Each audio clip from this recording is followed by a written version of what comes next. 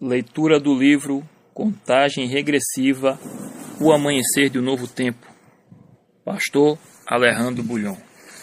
Capítulo 2. A Hora do Juízo. Eu estava em Nova York na manhã em que saiu o veredito do julgamento de O.J. Simpson, ex-jogador de futebol americano e estrela de Hollywood, acusado de ter matado a esposa de um amigo dela, em uma frutaria da esquina da 216 Leste com a Rua 45. Os proprietários tinham colocado uma televisão enorme e havia muita gente aglomerada em volta para assistir ao veredito. Na realidade, os Estados Unidos praticamente pararam para acompanhar a proclamação da sentença. A expectativa era geral e o resultado do julgamento provocou as mais variadas reações. Os pais das vítimas choravam, sentindo-se impotentes diante do veredito que declarava Simpson inocente das acusações, enquanto o acusado respirava aliviado, alegando que a justiça tinha sido feita. O juízo universal. No livro do Apocalipse, encontramos o anúncio de um outro juízo. Nesse caso, trata-se de um juízo universal e de consequências eternas.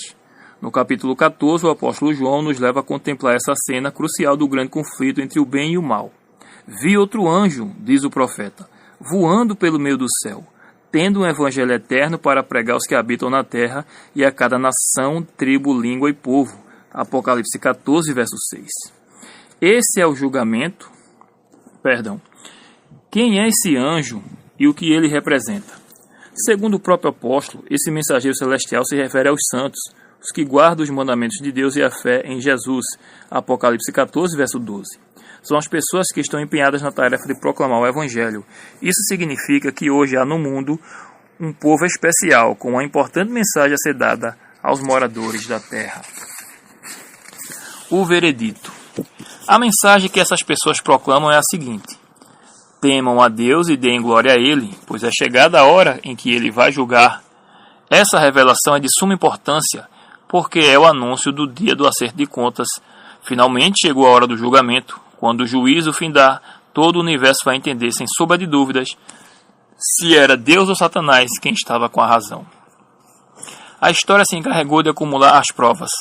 A Bíblia está repleta de afirmações que confirmam a existência de um juízo para a humanidade. Eclesiastes 12:14, por exemplo, nos diz que Deus há de trazer a juízo todas as obras, até as questões escondidas, quer sejam boas, quer sejam más. E Atos 17:31 afirma que Deus estabeleceu um dia em que julgará o mundo com justiça. Você deve estar se perguntando: quando acontecerá o juízo celestial?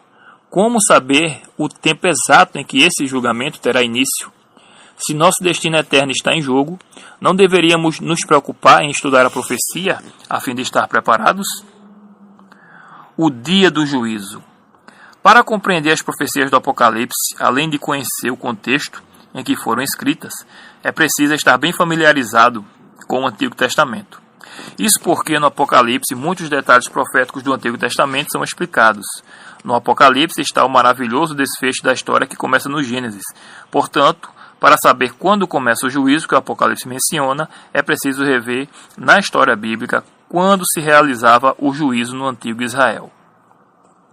De acordo com as Escrituras, o juízo em Israel ocorria no 10º dia do 7º mês, com o Yom Kippur, o dia da expiação, também conhecido como o dia do perdão. Nessa ocasião, quem não se humilhasse diante do Senhor seria eliminado do povo. Levítico 23, verso 29. Por isso, era um dia de julgamento para Israel. Durante o ano, o sacerdote intercedia em favor dos israelitas apenas no lugar santo do santuário. Contudo, no dia da expiação, algo especial ocorria. O sumo sacerdote entrava no lugar santíssimo, onde ficava a Arca da Aliança, e se manifestava a glória de Deus, a fim de fazer expiação pelo santuário, por causa das impurezas dos filhos de Israel e por causa das suas transgressões e de todos os seus pecados. Levítico 16:16.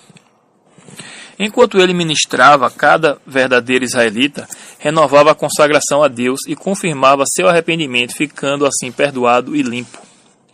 A Bíblia nos ensina que tudo o que acontecia no santuário terrestre era a representação de uma obra de dimensões cósmicas a ser realizada por Cristo no céu. Veja o que Hebreus 9, 23 e 24 diz a respeito disso. Era necessário, portanto, que as figuras das coisas que estão nos céus fossem purificadas com tais sacrifícios, mas as próprias coisas celestiais requerem sacrifícios superiores àqueles. Porque Cristo não entrou em santuário feito por mãos humanas, figura do verdadeiro, porém no próprio céu, para comparecer agora por nós diante de Deus. Aleluia. Um santuário no céu. Se você analisar com cuidado a declaração bíblica anterior, chegará à conclusão de que existe um verdadeiro santuário no céu e que o santuário israelita era apenas uma figura do verdadeiro. Se a purificação do santuário terrestre era o dia do juízo para Israel, torna-se evidente que o momento da purificação do santuário celestial será também a ocasião do julgamento da humanidade. Mas quando isso ocorrerá? Se descobrirmos essa data, teremos descoberto quando será estabelecido o tribunal divino, responsável pelo julgamento dos seres humanos. Agora vem algo surpreendente. A Bíblia contém uma profecia ignorada por muitas pessoas, registrada em Daniel 8, verso 14, que apresenta essa resposta. Até 2.300 tardes e manhãs, e o santuário será purificado. Essa profecia não pode se referir à purificação do santuário israelita, porque ela era realizada a cada ano. Aqui se trata necessariamente da purificação do santuário no céu, que também deve ser purificado, conforme dito em Hebreus 9, dos versos 23 ao 28. Antes de tudo, para entender essa passagem de Daniel, é necessário compreender que a expressão tarde e manhã representa um dia, Gênesis 1, versos 5 e 8, e que, em algumas profecias, um dia equivale a um ano, Ezequiel 4, verso 6, compara com Daniel 9, 24 e com Levítico 25, verso 8. Ou seja, se as 2.300 tardes e manhãs de Daniel 8,14 correspondem a 2.300 dias, e um dia na profecia se refere a um ano, essa passagem bíblica nos fala de 2.300 anos literais. Essa profecia foi revelada ao profeta Daniel com a seguinte advertência: a visão das tardes e das manhãs que lhe foi dada é verdadeira. Mas guarde a visão em segredo, porque se refere a dias ainda bem distantes. Daniel 8, verso 26. E Daniel acrescentou: fiquei espantado com a visão, e não havia quem a entendesse. Daniel 8, verso 27.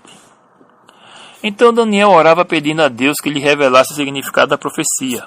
O anjo se apresentou novamente ao profeta dizendo: quando você começou a fazer as suas súplicas, foi dada uma ordem e eu vim para explicar tudo a você, porque Deus o ama muito. Portanto, preste atenção à mensagem e entenda a visão. 70 semanas estão determinadas para o seu povo e para a sua santa cidade. Saiba e entenda isto. Desde que foi dada a ordem para restaurar e para edificar Jerusalém até a vinda do ungido, o príncipe, haverá 7 semanas e 62 semanas. Depois das 62 semanas, o ungido será morto e não terá nada. Ele fará firme aliança com muitos por uma semana. Na metade da semana fará cessar o sacrifício e a oferta de cereais. Daniel 9, dos versos 23 ao 27. Nesse texto estão contidos os dados necessários para entender a profecia. A partir dessa declaração bíblica, podemos estabelecer um diagrama. Primeiro, podemos estabelecer um diagrama, com a sequência a ser analisada. O período profético de 2.300 anos começa com a ordem para restaurar e edificar Jerusalém, Daniel 9, verso 25. E a história registra que essa ordem foi dada pelo rei Artaxerxes I da Pérsia no ano 457 a.C. Esse é então o ano do início do período profético. A profecia diz que do ano 457 até a vinda do ungido, o príncipe, quer dizer, o batismo de Jesus, haveria 7 semanas e 62 semanas, Daniel 9, 25. Esse total de 69 semanas, em linguagem profética, equivale a 483 anos, o que nos leva a 27 depois de Cristo, ano em que Jesus foi batizado. Até aqui a profecia se cumpriu com exatidão. A profecia fala de uma semana a mais, 7 dias proféticos, ou seja, 7 anos literais, levando-nos de 27 depois de Cristo a 34 depois de Cristo. Quando Estevão foi apedrejado e o evangelho foi pregado aos gentios, ampliando o pacto de Deus com Israel para incluir outros povos e nações. Isso também se cumpriu com precisão. A profecia afirma que, na metade dessa última semana, em 31 depois de Cristo, o ungido faria cessar o sacrifício. Daniel 9, verso 27. Em outras palavras, Jesus morreria na cruz e não seria mais necessário o sacrifício de animais realizado no templo. A história registra que exatamente no ano 31, Jesus foi morto. E você pode ver mais uma vez como a profecia se cumpriu de maneira extraordinária. Acompanhe o raciocínio. Se depois do período de 70 semanas continuarmos contando o tempo, concluiremos que o período de 2.300 anos terminou em 1844. Quer dizer que, nesse ano, segundo a profecia, o santuário celestial seria purificado. Isto é, começaria o grande julgamento da humanidade. Eu tenho aqui no canal, fazendo um parêntese aqui do livro, uma playlist, na verdade duas, né? Mas uma mais atual, das profecias de Daniel. E você pode entrar, eu vou tentar deixar o link aqui para que você entre e acompanhe essa profecia também, que a gente dá mais detalhes, né? Nesse estudo da profecia de Daniel, das 2.300 tardes e manhãs. Você pode acompanhar por lá também, porque quanto mais você estuda sobre um tema, mais você aprende. Então, você pode acompanhar também mais detalhes por lá. Se eu esquecer de colocar o link, você avise, né, nos comentários. Se o link já não estiver aí na descrição do vídeo ou no comentário, você me avise por gentileza. Vou colocar o link não apenas de Daniel, do estudo da profecia do estudo de Daniel, como também um livro que eu tenho em PDF, que eu posso disponibilizar para você também. E também tem aqui no canal, certo? Vídeos sobre esse livro, que é exatamente o Juiz de Deus. Na playlist, o Juiz de Deus é revelado. Tratamos também dessa profecia e de como se dá o juízo de Deus. E também eu tenho um livro em PDF só sobre a profecia das 2.300 tardes e manhãs. E você também pode solicitar e eu envio para você também de forma gratuita. E também vou fazer uma playlist também aqui só sobre essa profecia, só sobre esse livro da profecia das 2.300 tardes e manhãs, para que não fique nenhuma dúvida. Vivendo em pleno juízo. Isso é algo surpreendente e solene. A humanidade não pode viver hoje sem saber que o juízo divino já começou. Esse assunto não é para o futuro. Segundo a profecia, foi a partir de 1844 que nosso destino começou a ser definido. E milhões de pessoas ignoram essa verdade. Por isso o Apocalipse declara que era necessário se levantar um anjo voando pelo meio do céu, tendo o evangelho eterno para pregar aos que habitam na terra, e a cada nação, tribo, língua e povo, dizendo com voz forte: temam a Deus e deem glória a Ele, pois é chegada a hora em que Ele vai julgar. Apocalipse 14, versos 6 e 7. Perceba que o anjo voa, ou seja, a mensagem é urgente. Voar nos leva a pensar em rapidez. Não há mais tempo a perder. O texto diz que a mensagem é dada com voz forte. Isso não pode mais ser ignorado.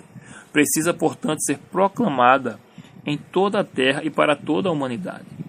Infelizmente, o juízo, por alguma razão, é mal compreendido. Muitos o confundem com os flagelos e as catástrofes que acontecerão antes da volta de Cristo, que também estão profetizadas no Apocalipse. No entanto, esses flagelos são parte da sentença, o resultado do juízo, e não são o juízo em si. A prisão, por exemplo, não é o juízo do réu, mas a condenação dele. O juízo é o devido processo legal na qual se considera o caso. Veja como o profeta Daniel descreve a cena do juízo celestial. Continuei olhando até que foram postos uns tronos, e o ancião de dia se assentou. Sua roupa era branca como a neve, e os cabelos da cabeça eram como a lã pura. Um rio de fogo manava e saía de diante dele. Milhares de milhares o serviam, e milhões de milhões estavam diante dele.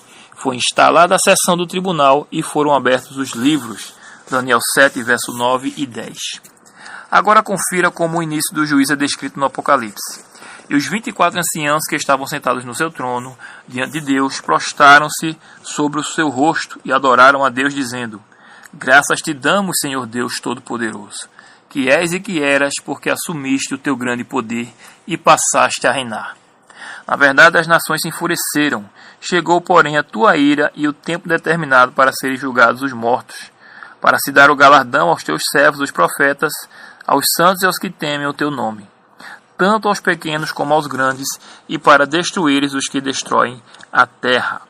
Abriu-se então o santuário de Deus que se acha no céu, e foi vista a arca da sua aliança no seu santuário, e sobrevieram relâmpagos, vozes, trovões, terremoto e forte chuva de granizo. Apocalipse 11, dos versos 16 ao 19. Observe as principais semelhanças entre as descrições feitas por Daniel e João: o trono de Deus, tronos e as referências diretas ao julgamento. De maneira especial, Apocalipse menciona o santuário que está no céu e a arca da aliança, presente no lugar santíssimo e vista apenas em um contexto específico, o dia da expiação, ocasião de juízo para o povo de Deus. Portanto, a cena está montada, o tribunal está instalado, os livros foram abertos. Segundo a profecia, isso aconteceu em 1844, e no presente momento, a humanidade está sendo julgada. Quem está sendo julgada neste momento? Os mortos em Cristo, porque o julgamento se inicia pela casa de Deus. Os livros foram abertos e os mortos em Cristo estão sendo julgados, e brevemente se dará início ao juízo dos vivos, quando sair a marca da besta, e que vamos ver também neste livro qual é a marca da besta. Mais uma vez eu digo, tem uma playlist sobre o juízo de Deus, explicando esse tema com mais detalhes. Você pode acessar essa playlist aqui no canal. Se eu não colocar o link na descrição, você me avise nos comentários para eu colocar. E também o livro em PDF que eu posso lhe disponibilizar também. Que Deus te abençoe. No próximo tema, o capítulo 3, veremos os 4 cavaleiros do Apocalipse. Deus te abençoe. Até o próximo tema, se Deus quiser. Em nome de Jesus. Amém.